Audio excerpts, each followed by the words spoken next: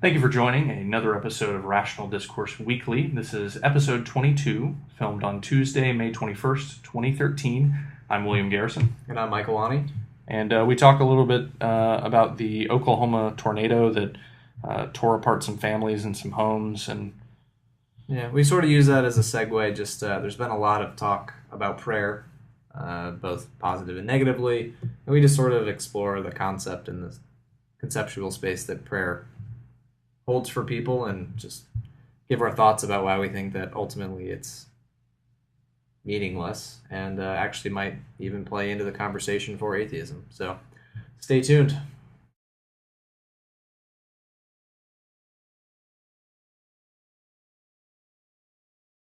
all right, so we had a natural disaster in Oklahoma, a tornado that killed some people, and obviously very sad.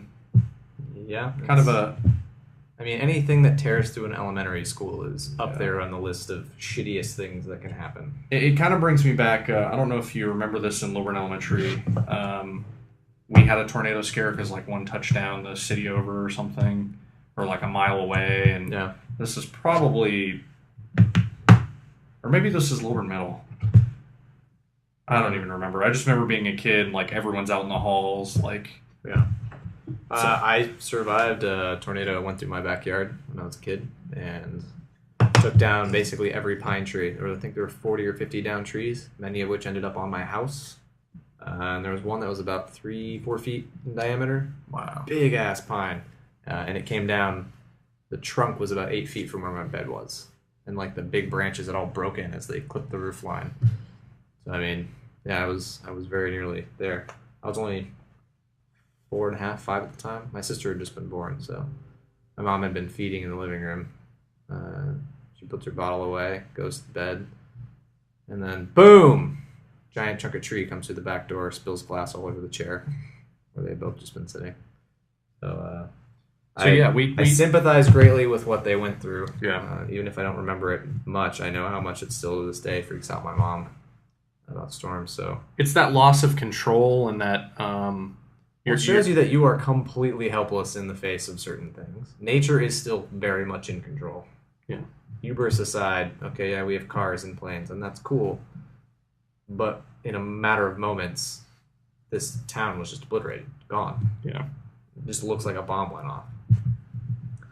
So anyway, our thoughts go out to everyone who's dealing with that.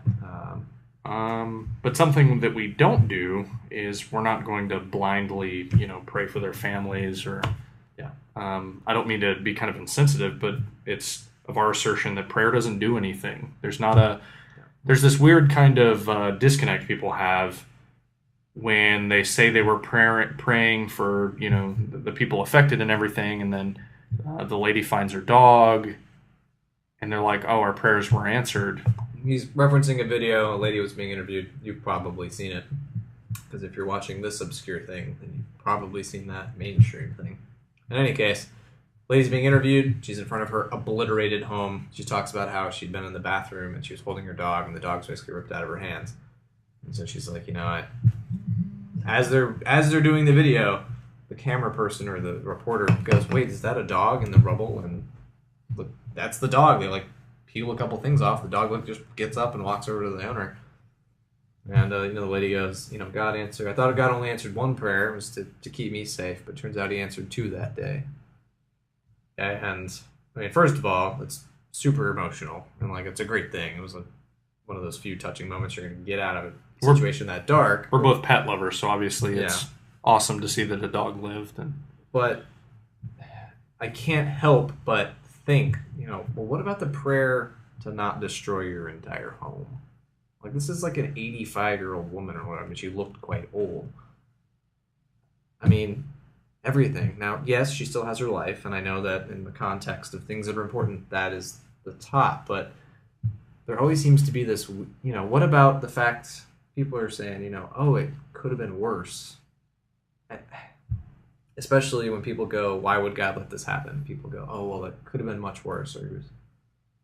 Well, it boggles my mind. You'll thank God because you caught the green light, but you don't ever, in a sense, blame God for the true tragedies in life, it always gets a free pass. Well, saying the thing like it could have been worse, like, yeah, my parents were just slaughtered.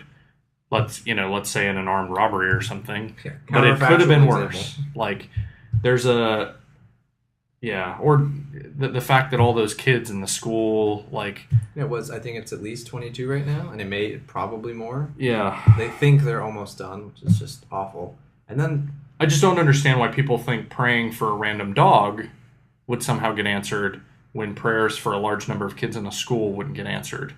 And well, I think it goes back our to the response idea to that is of that when you explanation. pray, no one's listening. Well, yeah. It's the fun truth of atheism as far as how do you interpret the events of the world. And it's that, in a sense, there is no lesson, there is no meaning. So when these things happen, God is not trying to teach you a lesson. No one is trying to teach you a lesson. This happened because of aligned forces that conspired. Yeah.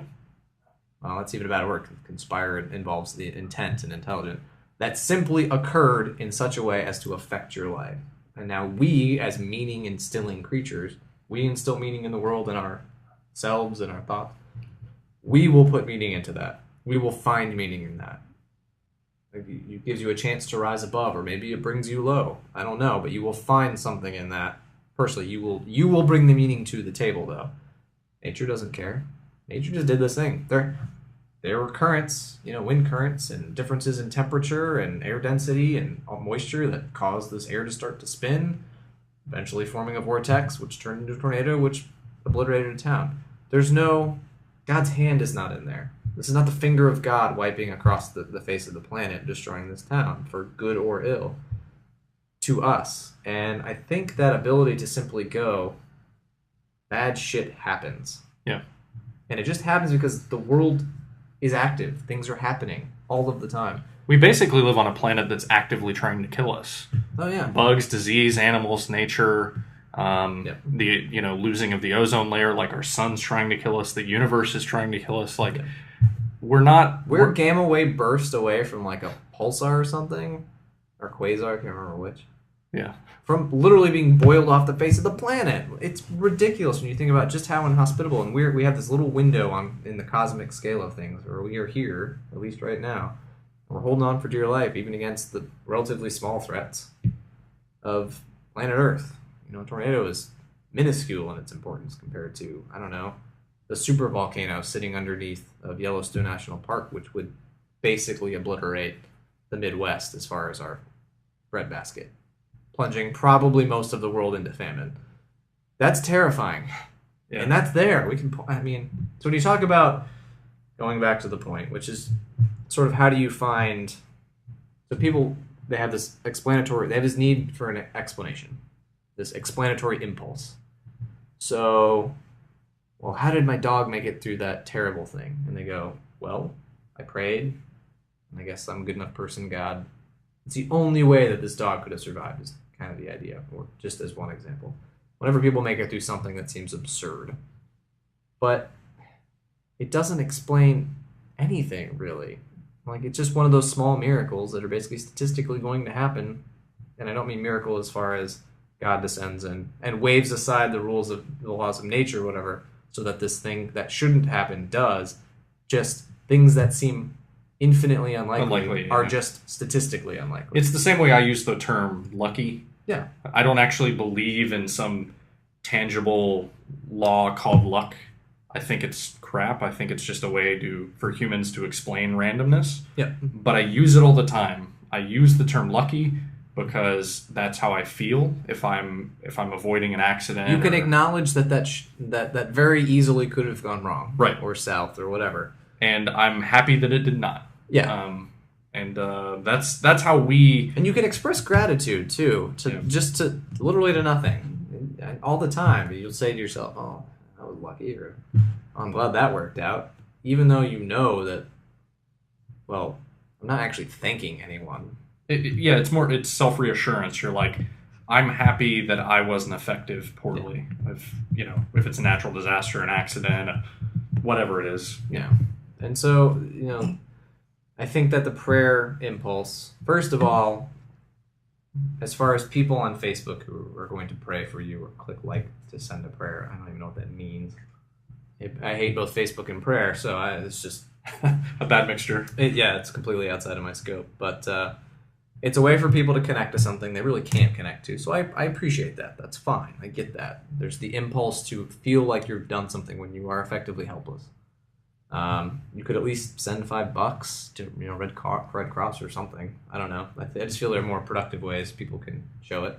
But I get that they're trying to be good. They're trying to help people, and they think that this does help people. So I will give them that benefit of the doubt as far as they do think they're doing something positive.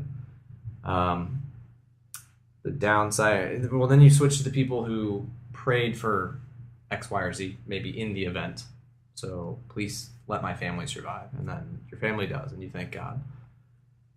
But again, it's so one-sided. People are so blind or unwilling to acknowledge that there were many people who prayed and were good, maybe better Christians than you, or better Muslim, or whatever faith you are that you were praying to your deity, whose prayers were not only not answered, the worst case scenario happened. Not only did one child die, all of my children died, and I'm horribly handicapped, and my house is gone. Like, you're left destitute and alone. Okay, I'm sure that person in their moment of sheer terror and panic was probably praying as hard as you were. And of course, then you get to this, it's just God's... It's God testing them or trying to direct their life in a certain way. Maybe they now need to devote their life to God. It's a weird, Well, it's trying to find meaning. Like I said, it's you forcing meaning into something. But it's the fact that God always gets the benefit of the doubt that drives me nuts. I would have more sympathy for a deity who's either apathetic or kind of an asshole, because it would seem to explain more. Why do bad things happen to good people? Because God's a dick. Problem solved. He does what he wants. He's a teenager with a lot of power. He's just a force of nature. Yeah, doing his thing. Doesn't care.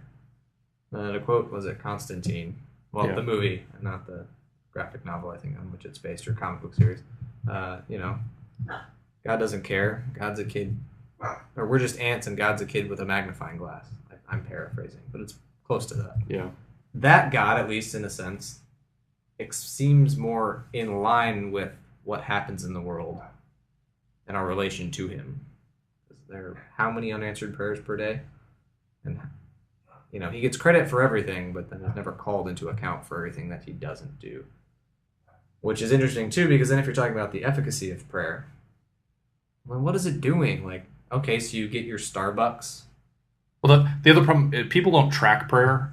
As someone that was a Christian growing up, I can't even remember the amount of things I would pray for. My parents to get back together after they divorced, which, by the way, they never got back together. Which means they're getting back together right now. Surprise! They're coming through the door. It doesn't mean that God doesn't care about them. It means that God doesn't exist, and that they weren't compatible. They didn't like each other anymore. There's a long list of things. And God isn't in any of those possibilities, basically. Yeah. And people he doesn't add anything. Yeah. He's just sort of an ad hoc addition to your argument at that point, trying to include him because you feel you should. Well, and I felt, as a kid, he was the most powerful being in the universe to me. So if anyone had the power to overturn these already finalized results, it's obviously him. Yeah. Well, you needed an act of God, and you sort of knew that. But yeah, so God gets a free pass, and that drives me nuts.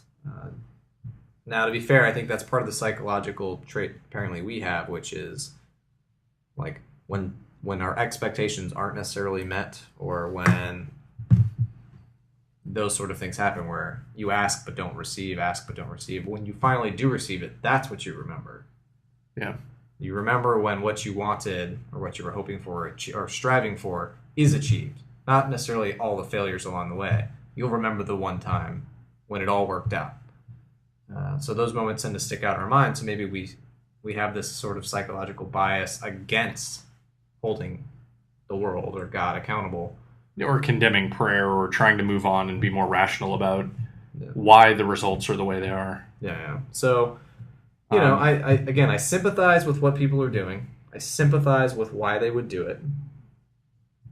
But I think what prayer in many ways comes down to is, one, desperate attempt to exercise control in situations that are beyond your control. And now some people use it as like, it's like almost like a psychiatrist, that you're just going to basically talk to God or to yourself or whatever it ultimately is, just to get your thoughts out, just like write in your journal. Okay, that's one thing. We're talking about the sort of prayer that supposedly affects human events. The type of prayer Pat Robertson talks about, how he sends hurricanes at people or tornadoes. I think you were saying that he... Yeah, the video, what's kind of funny, the video that I watched, and I'll try to remember to link it, I'm bad about this. The first 40 seconds, he sounds like he has a deep and thorough understanding of how the science of weather works. And then he goes off a deep cliff into religion. And he basically, well, first off, he starts by blaming the people that live in these areas. He was like, you live in a place where tornadoes occur. Like, it's kind of your fault that you had such bad circumstances. So first, he's a dick. But then second, he goes off and saying... he's a dick, but in a weird way, he's acknowledging, this is what happens. Like, nature does these things, and they do kind of suck, but you are living in a place where nature does these sucky things. So, in a weird way, that's probably the most sane thing he's going to say, given what you're about to say. And then he talks about the people that reach out and say, well, why would God do something like this, or why wouldn't he respond to prayers asking him not to do something like this, or to basically minimize the impact of what it's doing? Yeah. And he you basically can scare the crap out of people and let them be. Yeah. Also, might make people a bit more faithful when they realize an F5 just tore through my town and no one died. Right. That is more of a miracle than pulling a dog out of the rubble. Right. We would probably still deny his existence, but would... Yeah, it's not conclusive, but it's at least... It's a little jarring, if nothing else. It's at least way more unlikely. You're pushing the boundaries of impossibility here. But he basically said that they weren't praying hard enough. And that basically if you pray hard enough... Also, what does that mean to pray hard? That's where your veins and your temples pop out. Like, you sweat bullets. It was more of a mental activity, not like a physical... Are you like punching? It's both. So it's like karate? Using that muscle of your brain and really flexing. So yeah, first of all, the arrogance of someone who's like, you weren't praying hard enough. Screw you, buddy. Yeah, I think when someone makes an asshole comment like that, like, he should have to go and talk to the victims of this. I want him to go say to a woman who just lost her home, you should have prayed harder. You should have prayed harder. And just watch him get the crap slapped out of him. Yeah. Unfortunately, that won't ever happen because he's in a nice chair saying whatever the hell he wants to say. He is beyond reproach at this point. Sadly, he's an old dude worth more than we will probably ever be. Yeah. For basically being an asshole, but having people agree with him. In any case, our issues with Pat Robertson aside. Well, I mean, and that kind of stems from our issues with prayer and how dealing with any kind of tragedy. We want to at least start the conversation with... there are all sorts of people that anytime stories have been posted on Facebook, when people talk about prayer, atheists like us randomly chime in and just make a little jab here or there. They're not trying to be complete dicks, but they're just trying to make the point that not everyone believes that prayer has any kind of power. And the conversation is, at least, if nothing else, it's one of those things that will hopefully make the people that are talking intently about prayer to take a step back and be like, well, maybe prayer isn't that effective, or, if they're slightly on the edge of their beliefs, maybe it's just that little bit that needs to push them over the edge to... Well, in many ways, this comes down to the problem of evil, which is a whole nother topic. But it is, to me, one of the most powerful arguments against at least the tri-omni versions of God. Omnibenevolent. Omniscient. Omniscient, omnibenevolent, and omnipotent. So if he's all-powerful, all-knowing, and all-loving, then why would bad things happen to good people? And there are very many reasons out there, but I think they all ultimately just go, well, heaven. Sort of. I mean, the problem to us, at least from it's either God abdicates responsibility or it's just unknowable mystery. And that's the problem, is religion seems to be a long list of excuses. It's like, you've got all of these answers, and if it doesn't meet one of those, you make up something else, or just say God's mysterious, or Well, now to be fair though, this is religion as an institution which is claiming metaphysical truth. Yeah. So I've been going back and forth with people, especially over the last couple articles on Reddit particularly, but basically discussing the difference as the concept of religion sans metaphysical content. So if you pull out God and miracles and, did Muhammad actually rise to heaven, or did Jesus die for your sins to repay an actual blood debt that was owed? This sort of metaphysical weight that was hanging on all humanity. Did he actually pull that off to allow us to rise to heaven through, his salvation-y glands? I don't know, whatever. His awesomeness. Yeah. So, if religion, and this is the sort of thing that we're not arguing with, we're not arguing about this type of religion. It's basically a philosophy. It's the teachings of Jesus Christ. Be a good person. Okay, that's not religion in the traditional sense, I don't think. That is religion that is simply talking about the way people should be, the oughts, as it were. And that's more of a moral thing, or an ethical or a social commentary.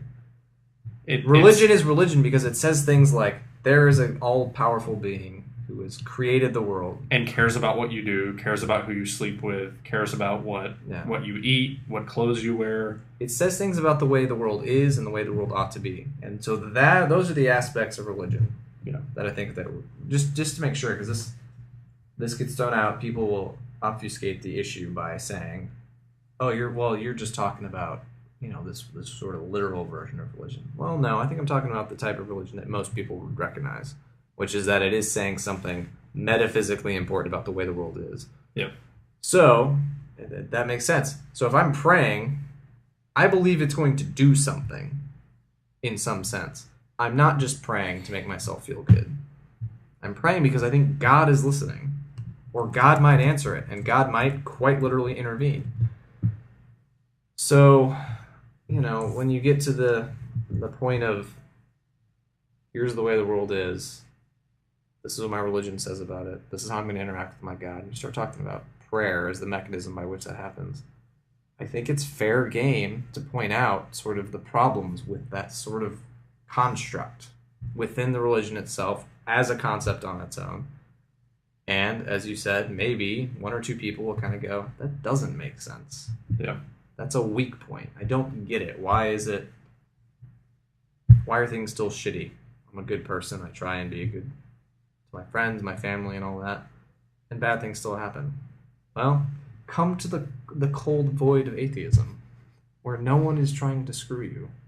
You're just screwed. And to me, it's oddly comforting. Yeah. Like, I don't need to pray because it's just not there. I just go, bad things happen.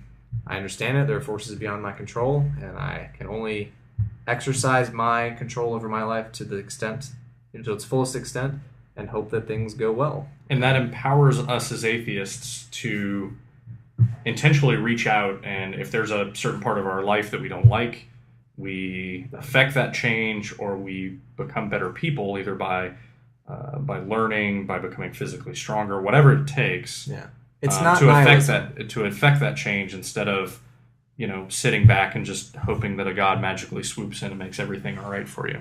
Yeah. We still have hopes and dreams. It's not something that's absent in atheism. It's just we're not nihilistic in our thought. We are not thinking that everything is meaningless. Now, it's not inherently meaningful. We bring meaning to the table, which is perfectly fine. I'm comfortable with that. But also, we are at least in control of our own lives to the extent that we can be. We're not beholden to the plan or lessons of some higher being. And I think that sort of empowerment is better than prayer. I think it's better than the system that people try and box themselves into. Well, if I pray to God, he'll do it for me. And I hope more people sort of take hold of their lives and don't get stuck in an antiquated way of thinking. And come this way, join us. No, so just to kind of bring back, it's right now. I mean, like I'd never go say this to someone who's looking at their shattered home and be like, "Oh, God didn't answer that prayer."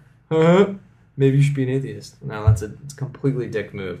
But I think that a sort of war on prayer, or just pointing out the sort of double standard that prayer gets as far as what's answered and what's not, and is it actually effective, and does it make sense based on your actual theological beliefs about the way the world works and God. And those are the sort of conversations that things like the tornadoes in Oklahoma can bring up. You know, they become part of the context of the conversation, at least. And maybe down the road you can open that door, not probably with someone who is there, that'd be a little insensitive, but spark that conversation with a friend or whatever. And I think it's worthwhile to explore that space because I think there's a lot there. So much, in fact, that we've probably gone longer than we intended and should probably wrap this up. Yep. So, anyways, thanks for joining, and say no to prayer. Yeah, and we'll see you next week.